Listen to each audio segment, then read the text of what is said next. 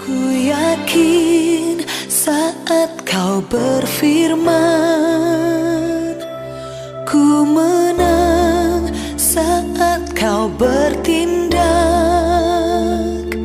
Hidupku hanya ditentukan oleh perkataanmu.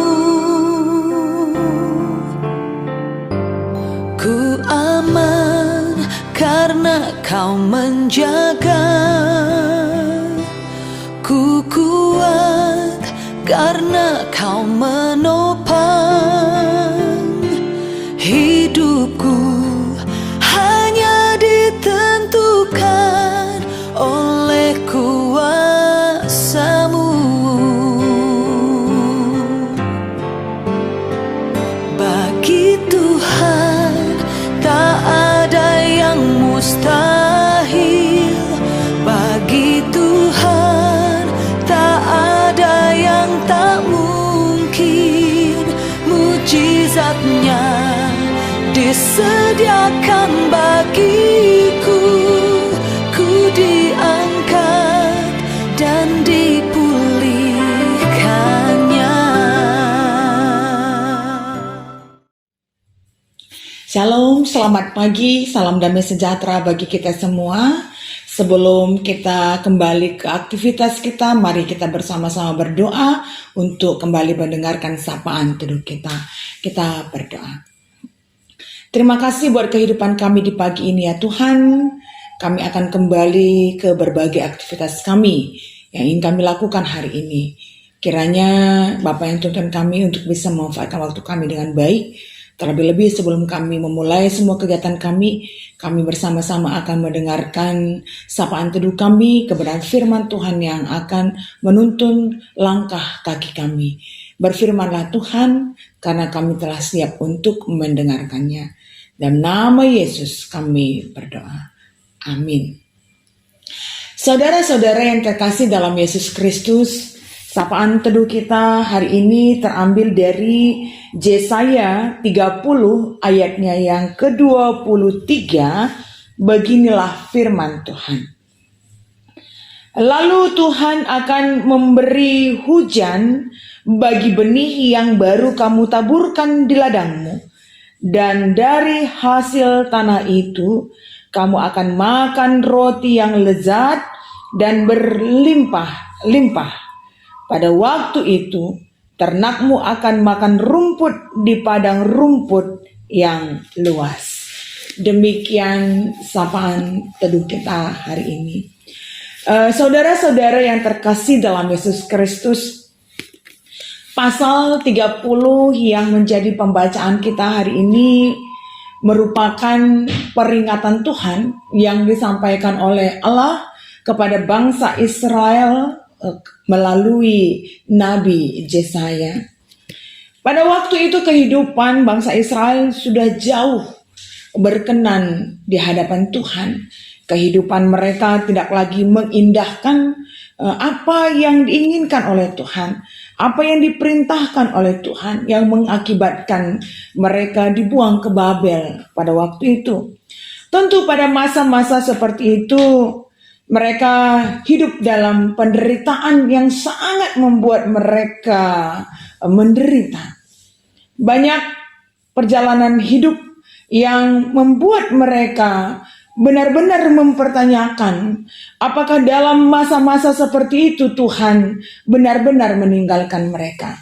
Kesulitan hidup yang berganti-gantian datang, penderitaan yang terus menghampiri mereka karena pembuangan ke tanah Babel, membuat mereka bertanya, apakah Tuhan saat itu benar-benar meninggalkan mereka?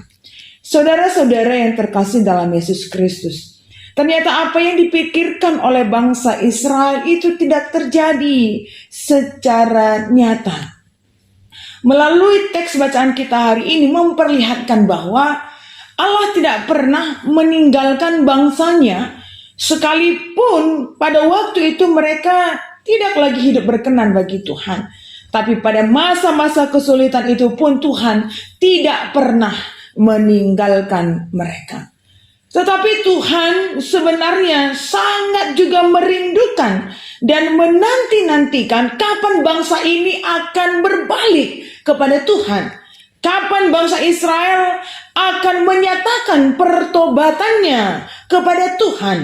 Pada waktu itu Tuhan sebenarnya sangat menanti-nantikan pertobatan bangsa Israel. Kita melihat bagaimana Tuhan ingin segera memulihkan kehidupan bangsanya. Tapi kasih karunia Tuhan, kasih Tuhan yang besar juga menuntut kesetiaan daripada kita.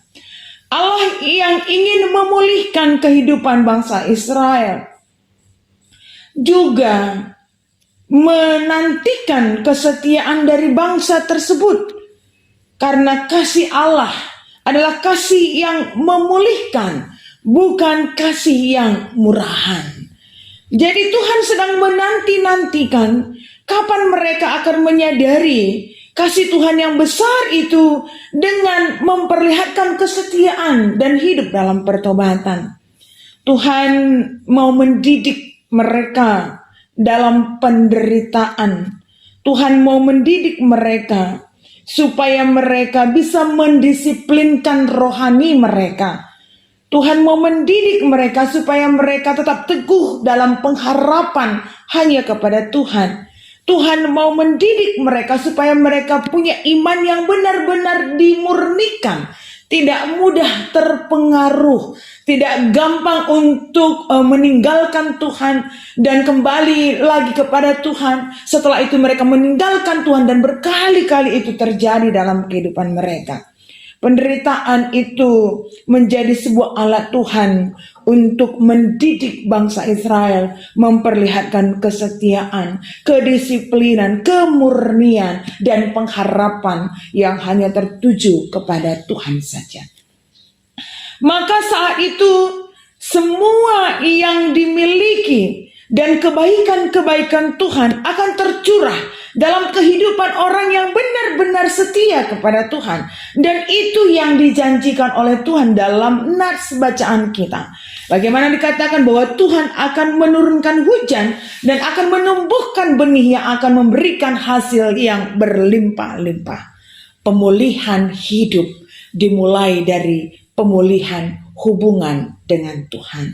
Sehingga genaplah firman Tuhan dalam Matius 6 ayat 33 yang berkata, "Tetapi carilah dahulu kerajaan Allah dan kebenarannya, maka semua akan ditambahkan kepadamu." Tuhan tidak hanya menjamin kebebasan mereka keluar dari tanah Babel sebagai bangsa yang bebas, tapi Tuhan juga menjamin kehidupan mereka bahkan bersama dengan ternak-ternak mereka.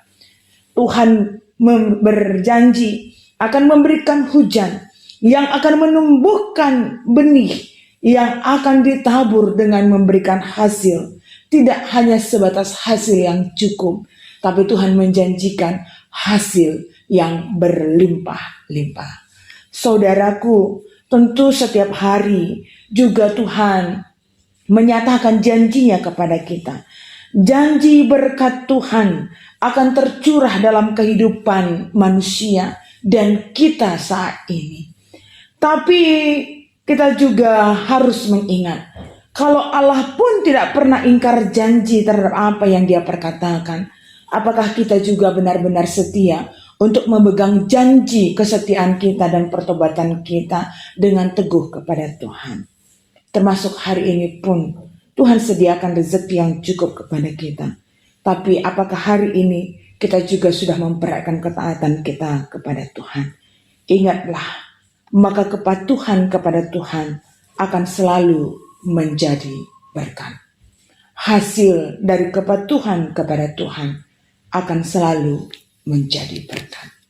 Demikian sapaan teduh kita hari ini. Tuhan memberkati kita. Bapak yang baik, terima kasih buat kebenaran firman-Mu yang hari ini kami dengar kembali, yang mengingatkan kami tentang nilai dari kesetiaan dan kepatuhan kepada Tuhan. Kami tidak hanya belajar menuntut tentang apa yang kami inginkan, tapi kami juga belajar mendisiplinkan diri kami untuk setia dan patuh dan menggantungkan pengharapan kami hanya kepada Tuhan saja. Bapa, di sepanjang kehidupan dengan berbagai persoalan-persoalan hidup, terkadang sering sekali membuat kami meninggalkan Tuhan dan melupakan Tuhan. Bahkan dalam kesuksesan kehidupan kami pun sangat membuat kami tergoda untuk meninggalkan Tuhan.